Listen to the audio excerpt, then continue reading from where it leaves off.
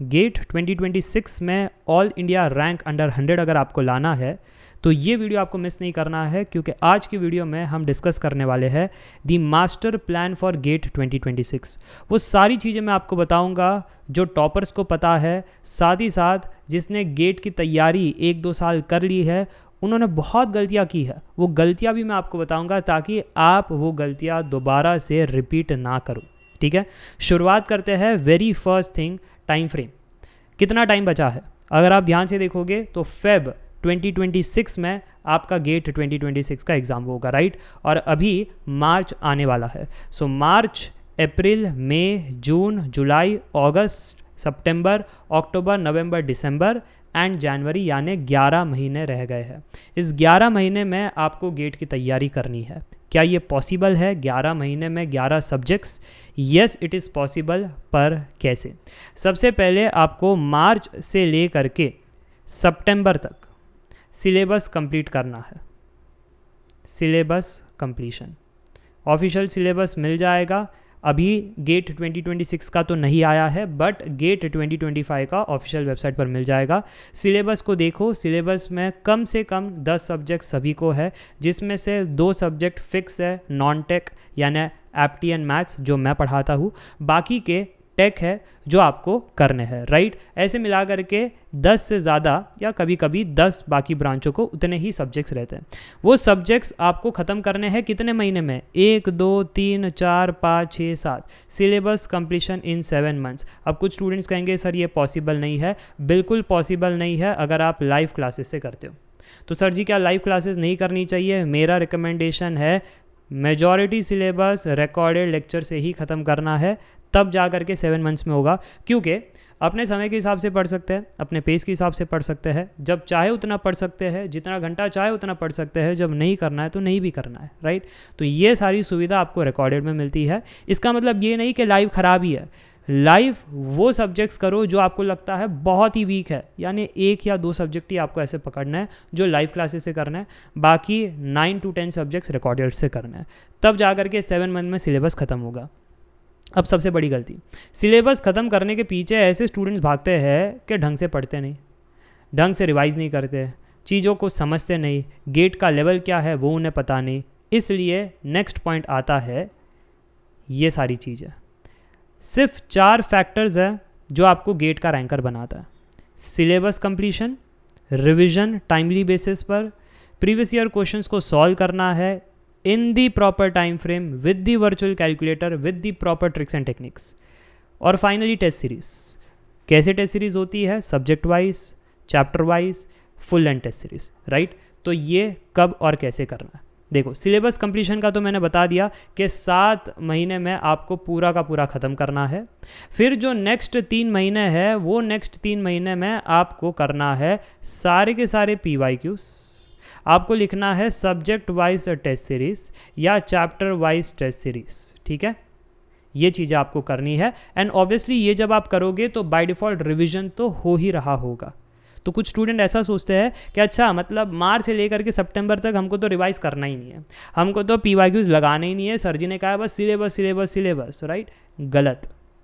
इसमें जो 7 महीने है उसको सिर्फ सिलेबस कंप्लीशन में नहीं डालने, उसको ऐसे ब्रेक करना है कि मंडे टू फ्राइडे हम करेंगे सिलेबस कंप्लीशन, बट जो सैटरडे संडे रहेगा, ध्यान से देखना, सैटरडे को ओल्ड सब्जेक्ट्स को रिवाइज करेंगे, संडे को करंट सब्जेक्ट को रिवाइज करेंगे, ठीक है। अब आप कहोगे सर जो करंट सब्जेक्ट चल रहा है मंडे टू फ्राइडे पढ़ा है वो तो यार कुछ घंटों में रिवाइज हो जाएगा, उसमें क्या बड़ी बात है, राइट। जैसी नोट्स रिवाइज हो गया उसके बाद PYQs आपको बनाना है। अब सर जी जो चैप्टर हम पढ़ रहे हैं, मान लो कि लीनियर अलजेब्रा, उसमें तो 300-400 PYQs है, सारे तो नहीं बना सकते, राइट। सारे नहीं बना सकते, जितना बन पाता है उतना बनाओ, ताकि मैंने जो पढ़ा है क्या वो गेट लेवल का है, क्या मैं चीज़ों को सही से इंटरप्रेट कर पा रहा हूँ, क्या मुझसे चीज़ें सॉल्व हो रही है, ये आइडिया आ जाए। इसलिए आपको जितना हो सके उतना PYQs बनाना है इन दी फर्स्ट 7 मंथ्स। सारे नहीं बनाने, सारे PYQs मैंने कब बताया था? अक्टूबर, नवंबर, दिसंबर, क्योंकि सब्जेक्ट तो कंप्लीट हो चुका है। अब क्या बचा है? PYQs सॉल्व करोगे, उतना अटकोगे तो नोट्स पर जाओगे, बाय डिफ़ॉल्ट रिवीजन भी होते रहेगा। तो सारे PYQs तो अक्टूबर, नवंबर, दिसंबर में बनाने हैं, बट फर्स्ट 7 मंथ्स में आपको ये स्ट्रैटेजी फॉलो करनी है। रिवाइज करवाता हूँ क्या है स्ट्रैटेजी। मंडे टू फ्राइडे नया पढ़ेंगे, सैटरडे संडे नया नहीं पढ़ेंगे। क्या करेंगे, सैटरडे ओल्ड सब्जेक्ट्स को रिवाइज करेंगे। जैसे मान लो कि मार्च में आपने एक सब्जेक्ट ख़त्म कर लिया, ठीक है, मान लो एप्टीट्यूड ख़त्म कर लिया, तो फिर जो नेक्स्ट है अप्रैल में, तो एप्टीट्यूड का नोट्स रिवाइज करोगे सैटरडे को, जितना हो सकता है उतना, फिर एक और सैटरडे आएगा, फिर रिमेनिंग एक और सैटरडे आएगा, वैसे राइट। ओल्ड सब्जेक्ट्स को रिवाइज करना है। और जो संडे है वो करंट जो सब्जेक्ट चल रहा है उसके नोट्स रिवाइज करके उसके PYQs बनाने हैं। तो मुझे लगता है ये बात क्लियर है about the next topic, revision कैसे करना है।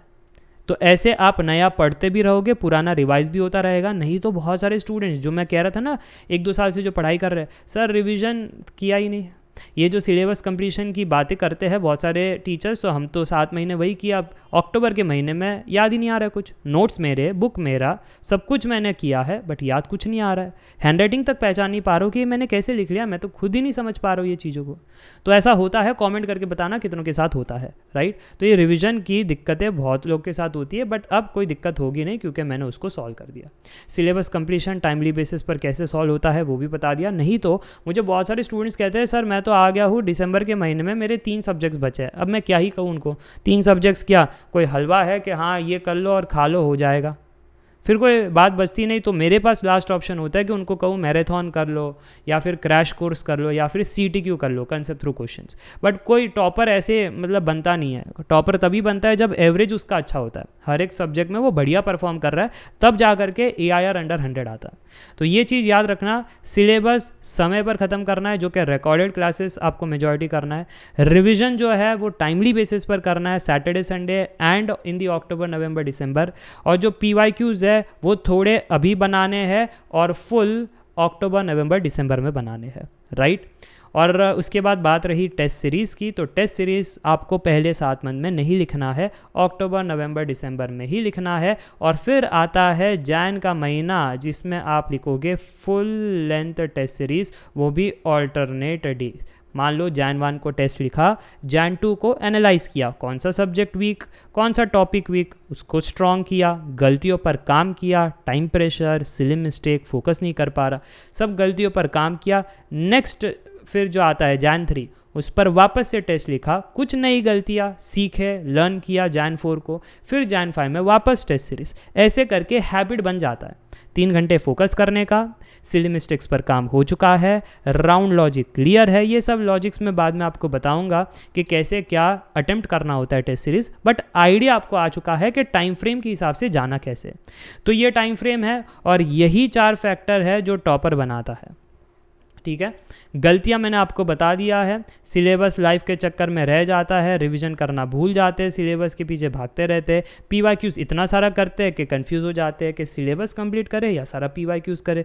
नोट्स बनाने में समय जा रहा है, कैसे क्या करे। तो मेरा नोट्स का भी ऐसा रहता है कि मेरे ऐप के अंदर मैं आपको क्लास नोट्स दे देता हूँ, तो क्लास नोट्स मिल जाते हैं। तो खुद से नोट्स नहीं बनाने हैं, फुल नोट्स तो नहीं बनाने हैं, आपको शॉर्ट नोट्स ज़रूर बनाने हैं खुद से, ठीक है। ये मेरा नेक्स्ट टिप है, आपको क्या बनाना है, खुद से शॉर्ट नोट्स, क्योंकि मैथ्स एप्टिक में फुल नोट्स तो ऐप पर दे देता हूँ, तो वो आपको टाइम वेस्ट नहीं करना है। क्योंकि सबसे कीमती करेंसी गेट में क्या है, सबसे कीमती करेंसी गेट में है टाइम, ठीक है। टाइम ही सबसे कीमती करेंसी है। आपको लग रहा है कि बहुत टाइम है सर जी, 11 महीने तो बहुत हो जाते हैं। अरे नहीं, ये टाइम 11 महीने का नहीं है। ये टाइम के अंदर जो 3rd ईयर में है उनको सेमेस्टर एग्ज़ाम भी लिखना है, यूनिट एग्ज़ाम भी लिखना है, प्रोजेक्ट भी करने हैं। ये कॉलेज वालों की बातें कर रहा हूँ, अगर 4th ईयर में भी हो तो ये सारी चीज़ें करनी है, राइट। फिर उसके अलावा अगर आप जॉब कर रहे हो तो टाइम कहाँ पर है, मंडे टू फ्राइडे आप पैक हो, राइट। तो मंडे टू फ्राइडे जब आप जॉब में हो तब आपको रिवीजन और प्रैक्टिस करना है। सैटरडे संडे जब फ्री हो तब नया पढ़ना है, ये आपकी स्ट्रैटेजी है, राइट। फिर जॉब में भी कभी कभी डेडलाइंस आ जाते हैं, राइट। सो डेडलाइंस के हिसाब से प्रोजेक्ट कंप्लीट करना है, या मीटिंग्स आ जाती है, या थकान हो जाता है, या कुछ चीज़ें हो जाती है, तो टाइम नहीं है आपके पास उतना जितना आप आइडियली सोच रहे हो। तो आइडियली मत सोचो, प्रैक्टिकली सोचो कि कितना टाइम हमारे पास है, फिर उस हिसाब से आपको प्लानिंग करनी है, राइट। तो एडवांस प्लानिंग करते हुए चलना। मान लो कि जो चीज़ें 1 महीने में आपने किया था तो फिर आपको पार्किंसंस के हिसाब से 1 महीना है तो फिर 1 महीने में ही करना है, तो फिर वो 1 महीने में ही होगा। आपको पार्किंसंस के हिसाब से सोचना है कि 1 महीने में हो जाता है ना, तो मैं काम करता हूँ कि 22-24 दिन में ख़त्म कर लूँ, ताकि वो 6 डेज़ का बफ़र मेरे को मिल जाएगा, जो बफ़र आगे जब ऐसी कोई हरकतें हो जाती है तो उसमें मैं इन्वेस्ट कर दूंगा कि चलो 6 दिन एक एक करके कुछ काम आ रहा था, नहीं किया, तो मैंने वो बफ़र बना करके चला है, राइट। तो ये पार्किंसंस का लॉ याद रखना कि अगर 1 महीने में ये चीज़ आप सोच रहे हो कि हो जाएगा तो 1 महीने का ही होता है, बट उसको थोड़ा सा स्ट्रेच करो कि नहीं यार 24 दिन में करो तो हो जाएगा 24 दिन में। सच कह रहा हूँ, एनर्जी थोड़ा सा स्ट्रेस आएगा, थोड़ा सा मेहनत ज़्यादा होगा, बट हो जाएगा, राइट। तो ये चीज़ है, सबसे इम्पॉर्टेंट करेंसी टाइम है, और बाकी आपको रिसोर्सेस और बाकी चीज़ों में टाइम वेस्ट नहीं करना है। रिसोर्सेस आइदर आप सीनियर से पूछो या फिर आप थोड़े से सैम्पल्स देख लो, जो भी चीज़ आप करना चाहते हो, मान लो इंजीनियरिंग मैथमेटिक्स करना चाहते हो, मेरे सैम्पल वीडियोस देख लो, अच्छे लगे तो मेरे कोर्स से करो, नहीं अच्छे लगे तो किसी और का सैम्पल देख लो और उनसे कर लो। यूट्यूब पर जनरली फुल कोर्स मिलते नहीं है, कोई भी कोचिंग की हो जाए तो वो एक डाउटफुल होता है कि फिर वो सही एक डेप्थ में कवर नहीं होगा। अफोर्डेबल प्राइस पर चीज़ें आजकल बन चुकी है, तो ट्राई करना कि आप पेड कोर्सेस में जाओ फॉर दी डेप्थ नॉलेज। नहीं तो यूट्यूब से अगर मैनेज कर पा रहे हो, 2 साल का अगर प्रिपरेशन है और थोड़ा रिसर्च कर सकते हो, then you go for the YouTube, I have no issue. या कोई टॉपिक में आपको डाउट आ जाता है और कोई टॉपिक मिल जाए यूट्यूब पर, देन यू गो। बट समय बहुत इंपॉर्टेंट है, आपको वेस्ट नहीं करना है, तो रिसोर्सेज के हिसाब से बता रहा हूँ, सैम्पल देख लो, भरोसा आ गया, ट्रस्ट आ गया और समझ में आ रहा है तो फिर उनसे पढ़ाई कर लो। फिर वो कोई भी टीचर हो सकता है, कोई भी कोचिंग हो सकती है, कोई दिक्कत वाली बात नहीं, ठीक है।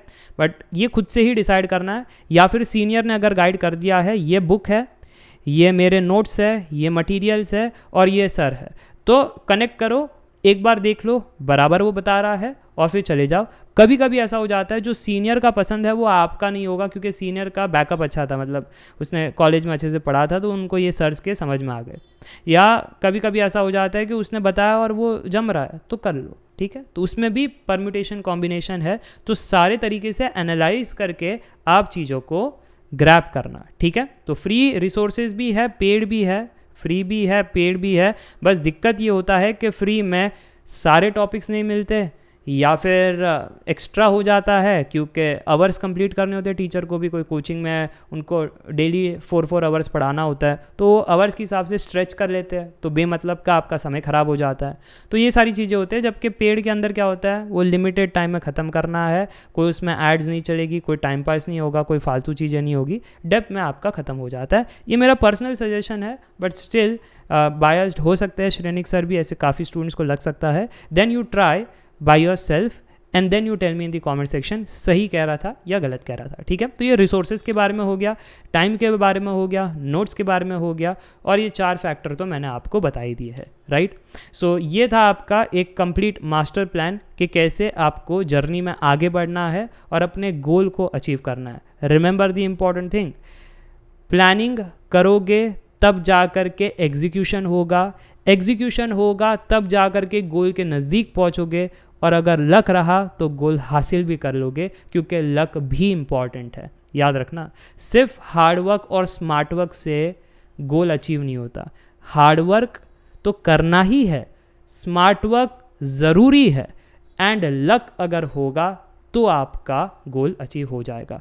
अब कुछ स्टूडेंट्स कहेंगे बट सर लक तो हमारे हाथ में नहीं है, कभी ख़राब हो गया तो, कभी ख़राब हो गया ना लक तो BRC का एग्ज़ाम है, गेट वापस से आ जाता है। फिर और भी एग्ज़ाम्स है जो मैं जॉब अपडेट चैनल पर बताता हूँ ना, अभी तो PSUs अपने एग्ज़ाम निकालते हैं, कभी LNT भी आपको मौका दे देता है कि हमारे थ्रू आप चले जाओ MTech करने, BRC भी ऐसे कर देता है, IIT गांधीनगर है, PGA वो है हैदराबाद की एक है, तो वहाँ से आप कर सकते हो, राइट। तो अपॉर्चुनिटीज़ बहुत सारे हैं। लक ख़राब हो गया तो टेंशन मत लेना, इस चैनल पर मैं आपको गाइड करते रहूँगा कि लक ख़राब हो गया तो और कहाँ पर अपॉर्चुनिटी है।